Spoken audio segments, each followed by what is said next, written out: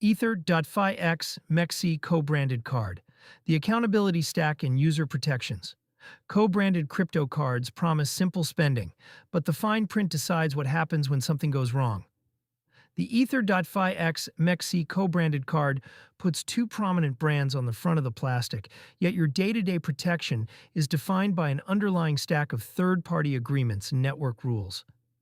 In the high-stakes environment of early 2026, where rewards are aggressive but regulatory pressure is mounting, understanding who holds the liability for your funds is no longer optional. This guide provides a framework for evaluating the ether.fi X MEXC program. We will analyze the accountability stack, model the net ROI of the current 15% dining promotion, and provide a checklist for verification status and dispute rights. Why accountability matters for co-branded cards. The co-branded era of crypto cards has accelerated time to market by pairing decentralized protocols like ether.fi with centralized liquidity engines like MEXC. While this brings immediate utility to restaking communities, it also fragmentizes the user experience. When a transaction fails or a refund is processed, users often find themselves in a customer support loop, being passed between the protocol and the exchange. With the recent implementation of MEXC 2.0 in Europe and updated prepaid rules in the US, the legal home of your funds determines your path to recovery. If you are using the ether.fi card to manage a significant portion of your liquid restaking yield, you must know where the marketing ends and the contract begins. How the ether.fi X MEXC accountability stack works. Accountability for the ether.fi X MEXC co-branded card is divided across four distinct layers. Ether.fi manages the restaking rewards and loyalty points. MEXC acts as the primary card program manager and custodian of fiat balances. A third-party banking-as-a-service (BaaS) provider holds the actual banking license and issues the BIN. And the payment network, Visa or MasterCard, provides the underlying zero-liability fraud protections. To evaluate the safety of the program, users must look past the protocol brand and verify the regulatory standing of the specific BaaS provider listed in the card's long-form disclosure documents. This multi-layered structure means that while ether.fi provides the alpha, your legal rights to fund recovery are anchored to the banking partner and the exchange's terms of service. The Dining Boost Math 15% ROI Analysis. Currently, the ether.fi X MEXC card is running a high-profile promotion, 15% cashback on dining through February 15, 2026. This is a tactical play designed to drive new user acquisition. To see if this justifies the setup friction, we must look at the net value after fees. The lunch loop calculation. Spend $1,000 on dining over 30 days. Headline reward, 15% 150. Platform spread, 0.5% on stablecoin conversion, $5 zero. Physical card fee, $25 zeros, one time. Net gain, month 1, 120 zeros. The net verdict, the 15% dining boost represents an ROI that is mathematically impossible for traditional banks to match.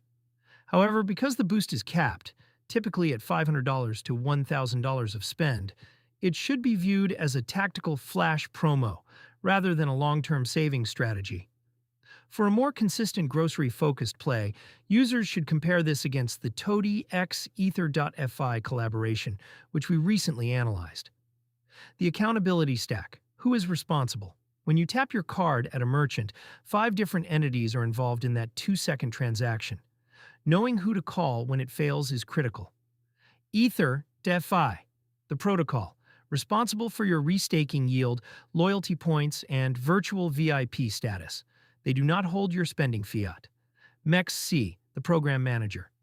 This is your primary point of contact. They manage the app interface, the KYC process, and the conversion from crypto to fiat. The BaaS provider, the issuer. The often invisible partner, like Morwand or Marqeta, that actually issues the card and handles compliance. If MEXC has a technical outage, your card may still work, if the BaaS rail remains active. Visa MasterCard, the network. They provide the zero liability promise. If your card is skimmed, The network rules require the issuer to provide provisional credit while the fraud is investigated. The merchant, the point of sale, they are responsible for processing refunds. Note that refunds on crypto cards can take 7 to 30 days to reflect in your wallet balance. 3 misreads of the co-branded liability stack. Myth 1. Ether.fi is a bank, so my funds are FDIC insured. Incorrect. Ether.fi is a decentralized protocol.